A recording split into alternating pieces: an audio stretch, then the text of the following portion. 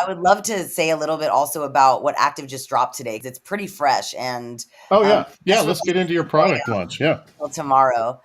So yeah, active710.com/singular if you guys want to learn more about it. But it's really special. It's called Singular. It's basically the next evolution of vape tech. So for me, and I know for a lot of people, sustainability is huge. Obviously, affordability is really important, and performance. Those are like the three things that the industry usually struggles to deliver at the same time. Usually, you kind of have to choose one.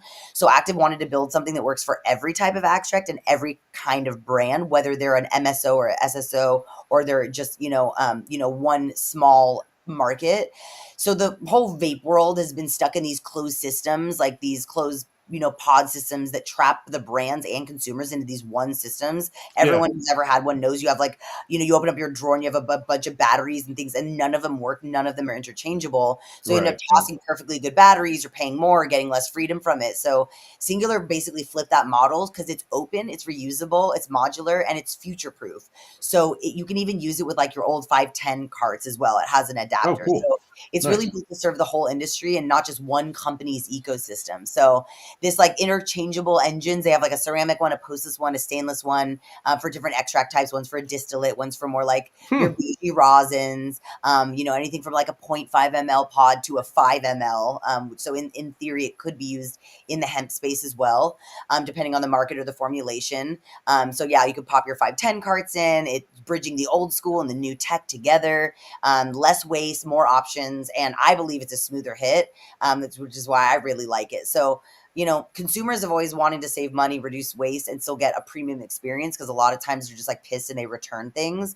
And for brands, they're actually able to build their own look and feel on top of the platform. So a unique form factor for one state might be different than another state, but you can move your pod from one to a battery to the other. So the finishes and the tech could look different, but you're not reinventing the wheel every time. They can actually, swap. So, from a retail perspective, obviously this simplifies SKUs and logistics, and anyone who's ever run ops knows that this is like a huge thing. So, we're just trying to make vape better, keeping it sustainable and scalable, because so much of this stuff just ends up in the garbage, and a lot of it, because it touched cannabis, can't be recycled, unfortunately. So, this is like in a saturated market, differentiation is huge too. So I'm super excited that this gives people like a leg up to, it's because it's super highly saturated.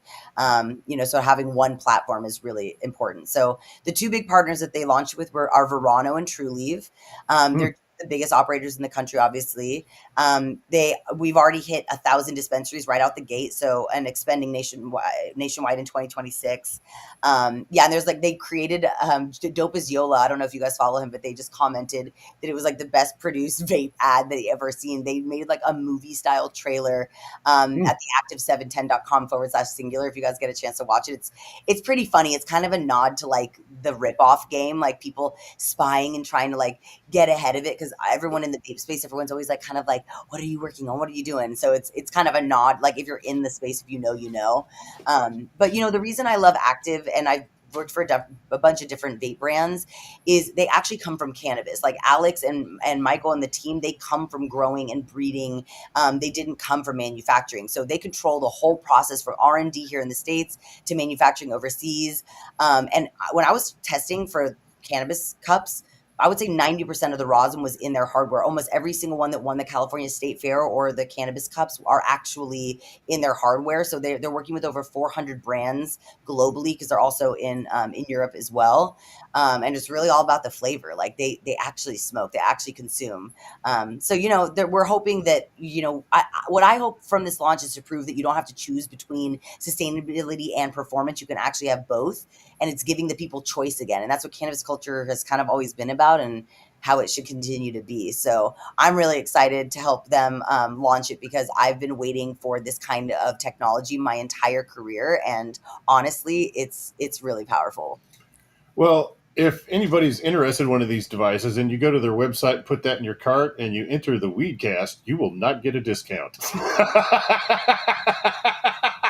I am not that important. Hey, you never know. Mention Luna. Mention that you saw this on the Luna podcast. I'm sure they'll hook you up. They're pretty flexible. That's the cool thing about a big company that has a small company mindset. They really are like a family. They have like the lowest turnover of any company.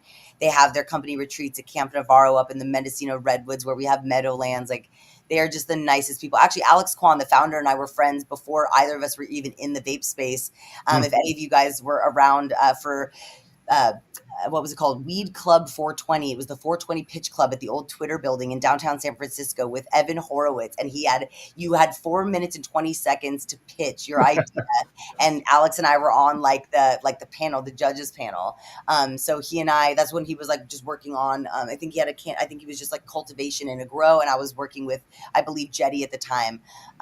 So we go way back before any of this. And so it's really an honor to see what they've been able to do, and really solving a lot of the pain points that it's just been so much drama in the vape space. And we just want to be able to, because it's so helpful. It's such an amazing form of access, but it can be so harmful if it's not done right. So, but also shout out to them for creating a 501c6 called Vape Safer, which a bunch of brands that True Terpenes, Terpene Belt Farms, Abstracts, Pax, Puffco, iSpire, a bunch of people are signed on to it. And it's a regulatory program that we all get together and we help write some regulatory frameworks to help the regulators regulate us instead of them trying to figure out what is safe. It's like, no, this is what's safe. Like, this is what certain vape points are. This is when things become toxic. This is how to check for things. So yeah, the vapesafer.org. We're also doing kind of like a launch at MJ BizCon. We're doing some content there too, because it's a really powerful. I mean, where else do you see all the competitors in one room? And we're on like group calls together. And I always joke that, I work closer with them than I do with almost anyone else. Like, they're like my colleagues, and we're all competitors, but we work so beautifully together, and we're such incredible camaraderie, and we're all here, rising tide raises all boats. And this concept of like us versus them, it's not like that. It's like us versus like the big them. We need to really get on the same page. Progressive movements have always been really good about fragmenting and tearing apart, and you're not this enough, you're not that enough. Whereas, conservative movements find reasons to band together. And I think we could learn a little bit from that about not fragmenting and not kind of thinning out our power and our potency by getting too political and mixing things up. So I'm excited to see people kind of just going beyond the complaining and actually doing something about it, because the action is we have to have action if we're going to